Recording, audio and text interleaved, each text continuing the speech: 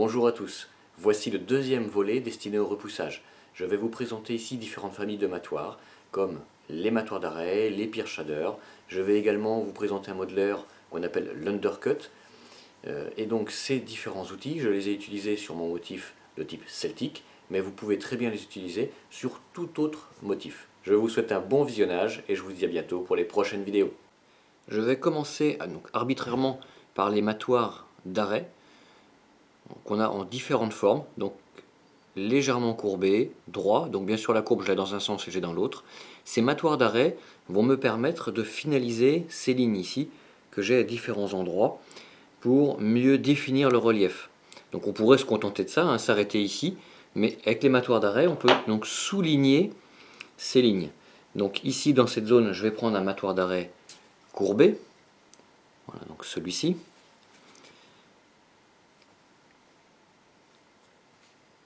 La partie la plus large de mon outil sera placée à l'extrémité de la ligne.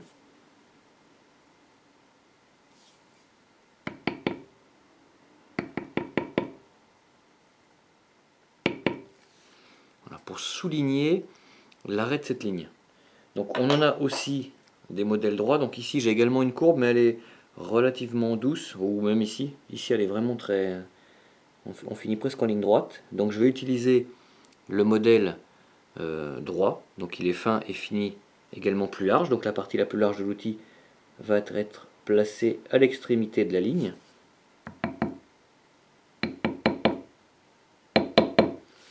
Voilà. Et donc partout comme ça où j'ai des arrêts, je peux utiliser ces types de matoirs. Donc la lettre de ces matoirs ce sont les H, et donc ce sont donc des matoirs d'arrêt.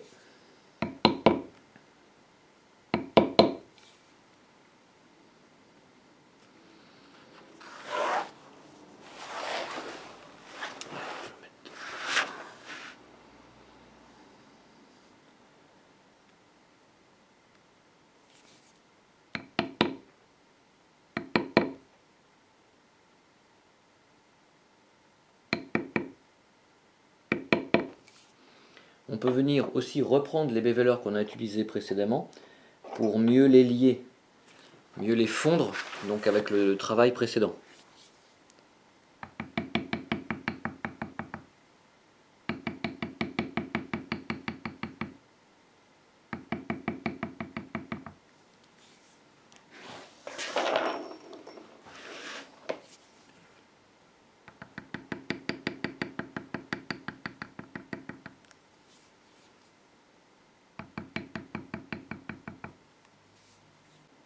Je vais aussi revenir avec des béveleurs, mais ici, pas un béveleur lisse comme j'ai utilisé précédemment, un béveleur avec une texture, voilà, il est strié.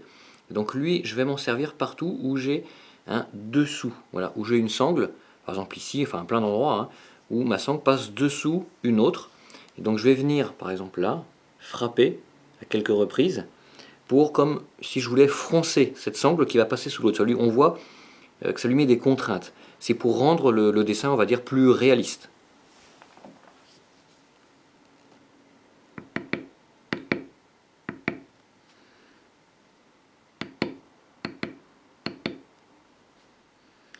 Donc là, il y en a un peu partout à faire. Le plus dur presque, c'est de ne pas en oublier. Le travail avec le béveleur à texture est maintenant terminé. Je vais utiliser une autre famille de matoirs, ici un pierre-shader, donc désigné par la lettre d'épée, et eux sont destinés à mettre en valeur des jeux de lumière, des ombrages, comme leur nom l'indique.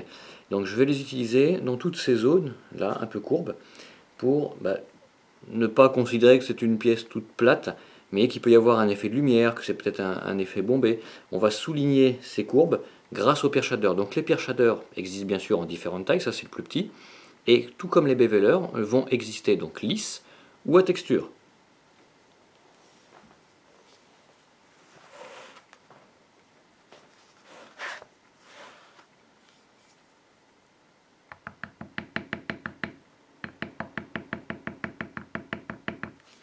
Donc là je vais souligner la courbe en faisant glisser mon pierre-shader, la pointe plutôt vers l'avant. Donc c'est pas juste un outil, tac, je frappe un coup, je peux m'en servir pour travailler des zones.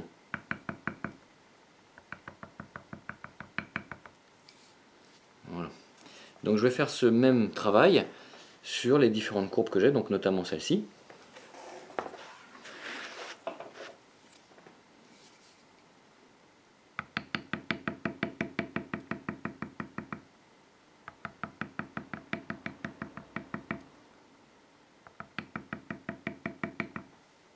Voilà, comme ça vient souligner cette petite zone du dessin et qui est comme ça plus expressive. Je vais maintenant utiliser donc encore un matoir de la famille des figures qui sont ici très triangulaires. Donc pareil, on va les retrouver lisses ou à texture. Donc ces matoirs vont être utiles soit pour faire un petit peu de décoration, on va dire, voilà, au niveau de la pointe. Je pourrais juste venir taper, et c'est ce que je ferai pour souligner, pour soutenir en fait la pointe, qu'on la mette plus en valeur, mais également dans des zones où les bévelleurs auront plus de mal à se positionner. Donc par exemple ici, je vais pouvoir venir taper pour bien souligner cet angle et bien le marquer. Donc toujours pareil, hein, soit j'utilise mes matoirs à texture, soit lisse, ça c'est un choix personnel. Donc je vais commencer ici par un côté un peu décoratif.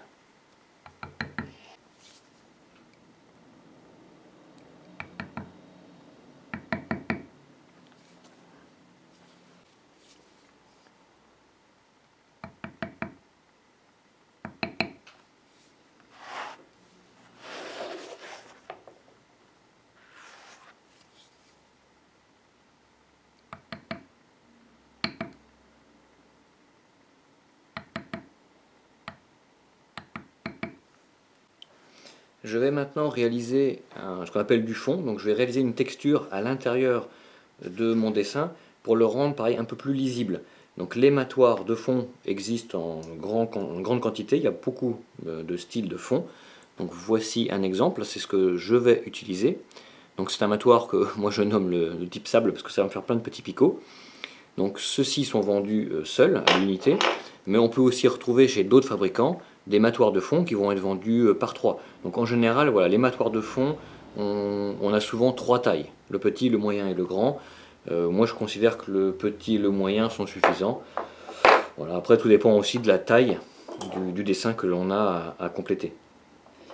Donc cet outil, donc attention, selon les matoirs de fond, vont s'utiliser un peu différemment, avec plus ou moins de force, déjà ne serait-ce que par la taille du matoire, et en fonction de l'effet que l'on souhaite.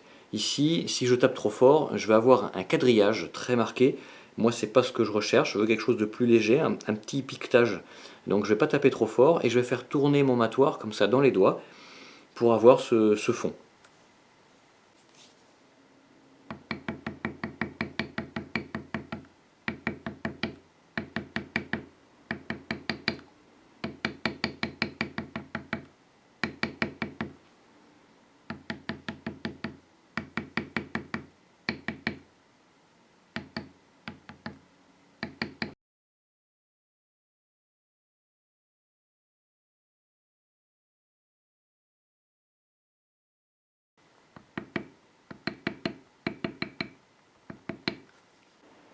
Je vais maintenant utiliser un modeleur, donc ici un undercut, qui va me permettre de légèrement soulever le cuir. Donc le stylet fait également partie des modeleurs.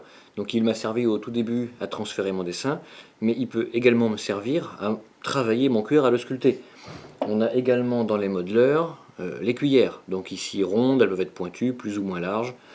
Voilà, donc ici l'undercut, donc je vais l'utiliser dans les courbes ici concaves. C'est un outil qui est déjà légèrement tranchant. Bon, les miens je les ai réaffûtés pour qu'ils soient encore plus tranchants. Et je vais comme ça inciser, je vais surtout pousser, couper et soulever le cuir pour donner encore plus de relief à mon dessin. Donc là c'est quelque chose que je fais avec l'undercut. On pourrait également faire le même genre de travail avec un scalpel. On va donc légèrement inciser à l'endroit où je suis passé avec l'undercut. Et avec une cuillère par exemple, venir soulever comme ça le cuir que j'aurais juste en fait incisé au scalpel. Donc il n'y a pas souvent qu'un seul outil pour obtenir un résultat. On peut utiliser plusieurs outils comme ce que j'ai fait tout à l'heure avec un Pear Shader. Ces petites marques ici, j'aurais très bien pu le faire à l'aide de la cuillère. Donc il n'y a pas souvent un seul outil, c'est à chacun pareil, un peu comme les swivels, de trouver l'outil qui lui convient.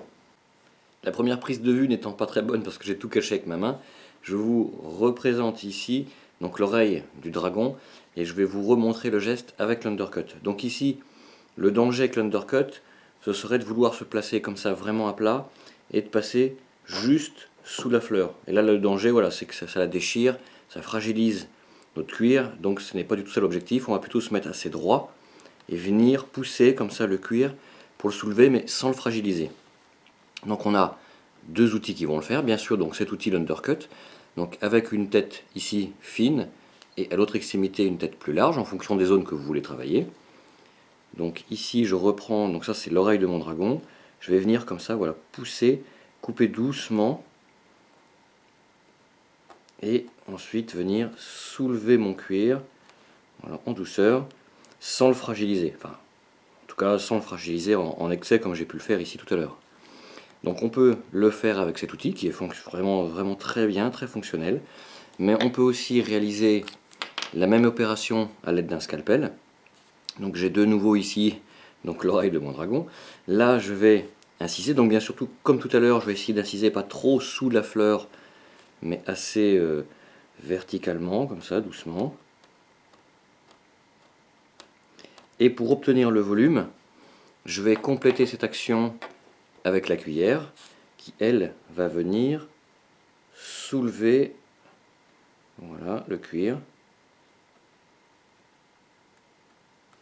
Donc je me retrouve comme ça avec un relief, voilà, où on a soulevé la matière. Donc soit scalpel cuillère, soit l'undercut, les deux donnant un résultat vraiment très similaire. Voilà, moi, je me sers beaucoup de l'undercut parce qu'on a tout dans un seul outil, mais les deux techniques sont tout à fait viables. Et donc voici le résultat ici sur l'oreille de mon dragon et les deux tests là que j'ai fait préalablement. Donc sur ce motif, j'ai quand même peu l'occasion d'utiliser l'undercut, donc je l'utilisais ici au niveau de cette courbe, un petit peu dans l'oreille et également au niveau des dents. Si vous reproduisez des motifs de type floraux, l'undercut est un outil qu'on va utiliser beaucoup plus. Tout va dépendre du dessin. Mais c'est un outil donc vraiment très intéressant, car ici on ne se contente pas d'écraser, on va soulever le cuir. Donc on va continuer. La mise en dessin, on va dire le remplissage n'est pas terminé. Je vais ensuite maintenant texturer également la partie centrale du corps de l'animal. Donc je peux le faire avec plusieurs outils également. Donc ici la cuillère qui va me permettre de faire des rainures. Je pourrais aussi revenir avec le swivel pour juste légèrement inciser la fleur et créer un effet de texture au niveau de la surface. J'ai utilisé le stylet pour préparer la trame et maintenant je vais souligner cette trame donc avec la cuillère.